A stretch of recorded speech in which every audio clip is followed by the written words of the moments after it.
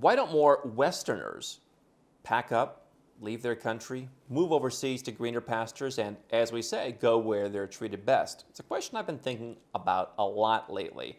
Today I'm going to share with you some of the reasons, answer a question from a viewer, and tell you some things that you should think about if you're a Westerner who's been looking at the state of the world in the last year or so, seeing things getting worse, but you aren't sure how to make the plunge. You aren't sure if this is right for you. Let's talk about why more Westerners don't leave.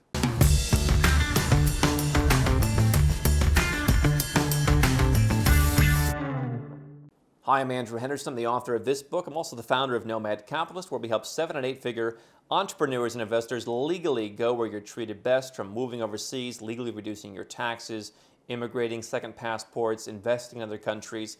It's all the kind of stuff that people should be looking at. You can learn more at nomadcapitalist.com. Now, we got a comment from a gentleman named Fasil, who said, Andrew, I've been watching your videos in more detail lately, and I wholeheartedly agree. Go where you're treated best. Those are the 5 magic words. He says, my question to you is, what stops people from moving from the US, Canada, UK, and any other Western country to a new place for a better life? Are they worried about personal safety, opinions of others? You interact with people in this industry. I figure you would know. I'm just curious. Thank you. So I have a lot of thoughts on this, but I remember what comes to mind is last year, 2020, I believe it was on election day or the day before, we put a poll on YouTube where we said, hey, who's going to win the U.S. presidential election? Not everyone watching is in the U.S., but a lot of people follow U.S. politics. And we said Trump, Biden, or someone else. And before the results started coming in, I remember someone sent me a screenshot of the results. I was sitting not too far here in Belgrade and watching in the afternoon. So it was kind of morning in the U.S., there was some initial exit polls, but really not much to speak about. And it was something like 80% of our followers thought that Trump was going to win. And as things, continued throughout the night, the next couple of days, the numbers started going lower. I think it got down to about 55%. You could find it on YouTube.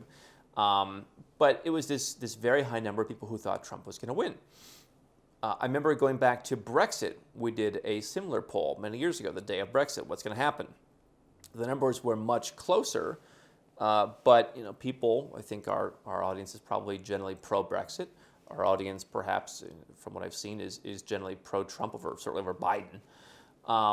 And so there's this idea of this bias where, it's one thing to be optimistic. I think optimism is great, but there's this bias of, here's the guy who I win.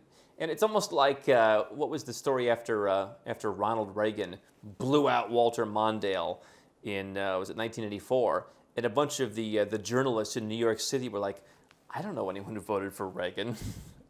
As if that matters, right? And so I think that there's a certain confirmation bias where, yeah, people live in a country, they feel comfortable there, and they don't want to go through the discomfort of going somewhere else. And so, what props that up? What certainly props it up is people turn on their television and they see, whether it's a caravan coming from Central America or, people coming on boats or, whatever the situation is, people are trying to immigrate to their country. Now, the media props it up again and again and again. Every country you go to, they have stories of people are trying to come here. Come to places in Central and Eastern Europe. Oh, they're trying to come through our country from Syria, whatever. Every country has these stories. I was on Russian television a while back where I woke up one morning and someone sent me a clip. You're on this conspiracy channel, basically. And they're saying, look at this guy. He gave up his U.S. citizenship to move to Russia. I didn't move to Russia. I don't know Putin. And, that was their pitch. The pitch was Russia is so great and everyone's going to Russia. Look at it. The Americans are coming to Russia now. They're leaving the U.S. It's so terrible. They're all moving to Russia. And so are people moving to the United States? Are people trying to get into Australia and all these other Western countries? Sure. Who are those people? Are they 7- and 8-figure entrepreneurs? A couple. I have worked with a number of folks who moved from, whether it's Slovenia or Malaysia or other places that are good countries and very livable and nice, but they said, hey, I didn't feel like I could be quite as big in my home country, so I wanted to go to the US or I wanted to go to the UK. And then what inevitably happens, or Canada sometimes too, they get sick of it. The taxes are too high. They don't feel comfortable. They don't feel free. It wasn't worth it. And so they're saying, hey, I've been there for 5 years. I'm ready to get out. Maybe they made the wrong decision, or maybe it was just a good thing for 5 years. But by and large, most of the people who are coming to the Western countries are people who, generally through very sad circumstances, some of which might be actually inspired by the very Western countries they're moving to. The U.S. cracks down on the drug trade, they move, and that impacts people's communities, and those people flee violence, what have you. Nothing wrong with those people. In fact, in some cases, it's very sympathetic, very sad stories. But is someone who's having a hard time, making a living in El Salvador, coming to the United States, the reason that you, who's running a 7 or 8 figure business, have a high income, is that the reason that you should take such great pride in your country? I mean, you can find that everywhere, by the way. We have people constantly. We put a job ad in Serbia. We were putting out some job ads in Armenia recently. We have people applying from Tunisia, from India, from all over the place. I want to move to Armenia. I don't know if Armenians are sitting around, everyone in the world wants to come here. We're the #1 place. And so, people in the Western world, they think their country's the best. And then what do? They look out onto all the other places. They see Nomad Capitalist, for example. Okay, where can I go? What have I heard from people more so recently where it's like, there's nowhere to go. It's not worth moving. Just stay here. Number one, defeatist mentality. We've talked about that. But number two, the people who I feel give up so quickly are the ones who they look at moving to Australia. Australia's even worse. They look at the UK. I like the UK, but if you're looking for extreme freedom, it's probably not first on your list, right? They look at the countries that are very similar. People from Western English-speaking countries oftentimes don't speak a second language. And so there's that concern. That is one thing that comes up. How am I going to get along? I can tell you, people in lots of countries around the world speak English. But you may not know that. To the question of, are they afraid of basically, social proof, being judged by family and friends? Absolutely. I will tell you, and I've seen this for years, but I saw it bigger than ever at Nomad Capitalist Live. We had our live event sold out in Mexico this year. And even Robert Kiyosaki, Rich Dad Poor Dad, came up to me and he said, I have met this is the best group of people I've met in years. Because when I'm in the U.S., I feel I have to be so careful, so constrained. Here are people who think as I do. Hundreds of them. And so many people shared that with our team, with the speakers. This is a place where we can come together and be with like-minded people who realize, hey, the U.S. or wherever we're from may not be all there is. It may be part of the strategy. I'm not saying leave forever. I'm not saying burn your passport. I'm not saying move every dime you have out. But I'm saying consider alternatives, whether it's living overseas full-time or maybe just diversifying some of your finances or somewhere in between. But I absolutely think social pressure, because for years people have been telling me, I'll meet them in person. We'll go to dinner somewhere. We'll be doing something on their work. And I'll say, hey, did you tell... what do your family and friends think about your coming to Georgia or coming to wherever? And they say, oh, we didn't bother telling anybody. They don't get it. We've talked to them about second passport or what I've been doing now. We have a lot more people who want to get second citizenship by investment, golden visas. And I say, okay, do you have parents?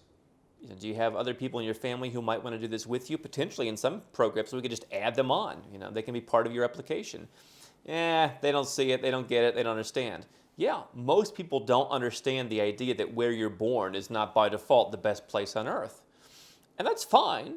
I would encourage everyone to go where they're treated best. And if you think that's where you're at, I think you should do some research.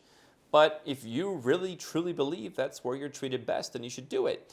So absolutely, I think that opinions of others make an issue. And I think, of course, personal safety is also something that comes up where people get concerned that their head's going to get chopped off the minute they leave the country. I mean, remember a number of years ago I was traveling, the U.S. State Department came out and said, we're issuing an advisory for the entire planet. Literally, don't go to Vancouver. You might be killed in the streets. And, some people believe that. I walk around Cambodia at 2 in the morning. I go to places. I mean, we made a video where I said there's probably been 3 places in the world where I felt unsafe. Central America, and I guess I might add parts of South Africa, like Johannesburg. Parts of Johannesburg, kind of dicey.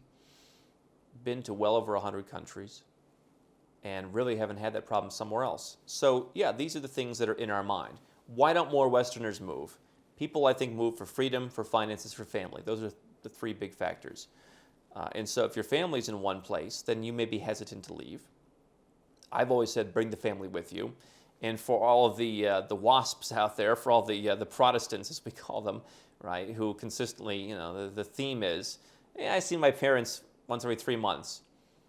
You could see them once every 3 months, flying them from Milwaukee to Portugal. That would work. All the money you save, you could afford it. But family's an issue. Finances, right? I mean, if you have a job, obviously that's harder. Maybe not so much today, but a job could be harder. And then freedom.